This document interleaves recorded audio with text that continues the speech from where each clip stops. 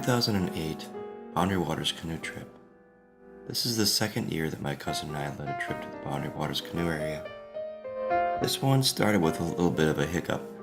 The van we rented from a place here in Port, I took it for a test drive the day before we left, and it was sputtering and would not go over 50 miles per hour.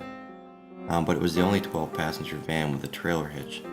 But fortunately, one of the parents happened to have a Suburban and loaned it to us for the trip while the rental van got repaired. So after we borrowed his Suburban, unfortunately it had a drop hitch on it, and it looked like it was going to fall off. So we were looking at it at every gas station every time we could stop, just to make sure that it was going to make it up there. These two girls here on this rock are Brianna and Lena. Brianna was a returning trip member from the year before, and Lena was new to the trip. Now, it's always nice to have somebody that likes to start fires on a camping trip. Well, this guy liked to start fires all the time, but he was very handy, so it was great to have him there to start the fires. Here's another character from our trip. His name was Mike, and it was so pleasant to finally find somebody that enjoyed fishing as much as I do. He and I were always out on the lake, and we were always fishing, so even if we were at different camps, we could see each other across the lake, and I always knew that Mike was out there, and he could see me, and he knew I was out there too. This next character from our trip is Jared. Jared would always greet us in the morning with a very pleasant "good morning." He was extremely polite, and I must say he was the best dressed and most cleanly person I've ever been on a camping trip with. He was always cleaning himself and washing in the lake and brushing his teeth, and just an absolute pleasant person to be around. And this is Charlotte, who really enjoyed reading a lot on the trip. Ben was very handy and definitely the most helpful, experienced outdoorsman we've ever had on our adventures, and it was his second year on the trip. This is another returning member, Alex, who's certainly the first person we've had with the powers of levitation, as you can see on the lake there. Alex was also the snake charmer. I swear he almost found a snake every single day on the trip. The beauty of one of these trips is that you get to see a totally different side of a student. And students like this character Jojo, was so quiet and reserved in class and in school.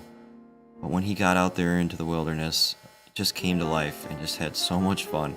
And it was just great to just watch him being a kid, having a blast. And this is Aaron. He always had some classic quotes that we'd always remember and joke about on the trip. And he was certainly Tim's biggest fan. This is a picture of my cousin Tim and myself. We've been on countless adventures together throughout the UP and just all over the place, even Honduras together. So it's so wonderful to be on another trip with my cousin. I really feel like I sort of found myself on one of these trips when I was in 8th grade.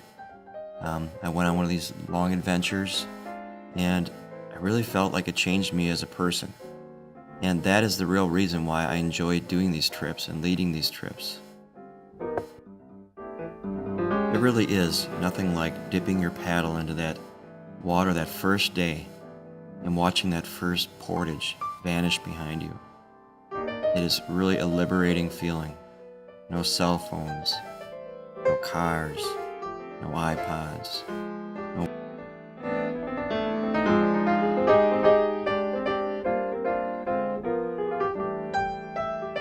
After a good pine cone battle, Jojo decided to take a dip in the lake, and then we tried to play Target the Turtle as he hid behind his life jacket, and we tried to pelt him with the pine cones. But he loved it. It was great fun. I love the smell of a good campfire. And Aaron came up with a new term on this trip, and he said the food was camplified. which was his term for food that just tasted so much better because you were at camp. So I credit Aaron Hack to the term camplified, and I still use it today. One of the beauties of camping is that nature provides us with its own little cleaning service. The best part of one of these trips is that you get to see kids being kids, and you can see from the paper birch and the oily resin that makes for a great torch. I can imagine this taking place for years in the past.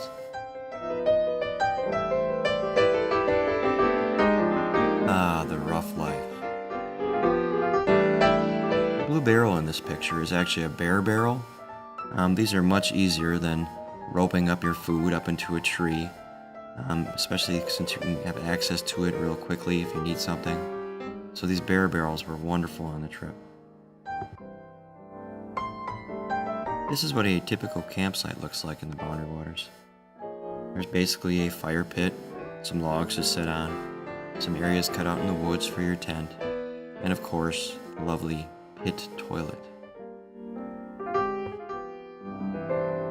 Just watching nature is what life was like before television. I must admit that I'm pretty proud of this picture I took of my cousin as he was doing a swan dive. When I saw Aaron doing this, the first thing that came to mind was the grape guy from the Fruit of the Loom commercial. This year, the biggest fish title was mine. And yes, I did let him go.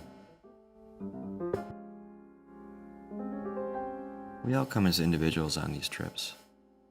But really, by the time we leave, it's like we're all a family.